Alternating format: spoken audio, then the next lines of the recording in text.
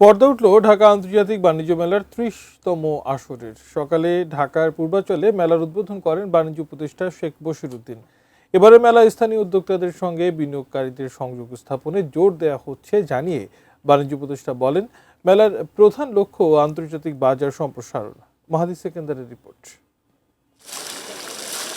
যথারীতি বছরের প্রথম দিনে উদ্বোধনের কথা থাকলেও সাবেক প্রধানমন্ত্রী ও বিএনপি চেয়ারপারসন বেগম খালেদা জিয়ার মৃত্যুতে ৩ দিনের রাষ্ট্রীয় শোক ঘোষণা করে সরকার। ফলে ১ জানুয়ারির পরিবর্তে ৩ জানুয়ারি উদ্বোধন হলো ঢাকা আন্তর্জাতিক বাণিজ্য মেলার ৩০তম আসরের। এবারের মেলায় বাংলাদেশ ছাড়াও অংশ নিয়েছে তুরস্ক, সিঙ্গাপুর সহ মোট ৬টি দেশের ১১টি প্রতিষ্ঠান। আর প্যাভিলিয়ন রেস্টুরেন্ট সহ রয়েছে ৩২৭টি স্টল।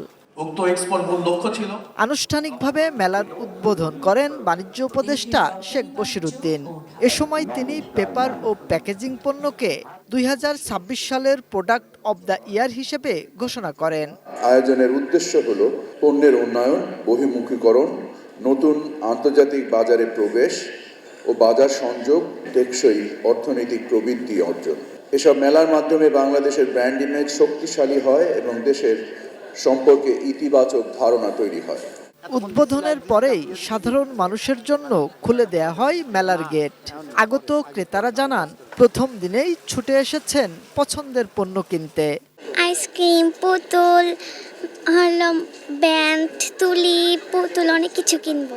বাণিজ্য মেলায় সবাই নির্বিঘ্নে আনন্দ করুক এবং কেনাকাটা করুক। দেশি বিদেশি স্টলগুলো থাকে, তো আমরা অথেন্টিক প্রোডাক্টগুলো পাই, এই কারণেই আসা। বাণিজ্য মেলার পর্দা নামবে আগামী ৩১ জানুয়ারি। এবারও মেলায় প্রবেশে রাখা হয়েছে ই-টিকেট সিস্টেম।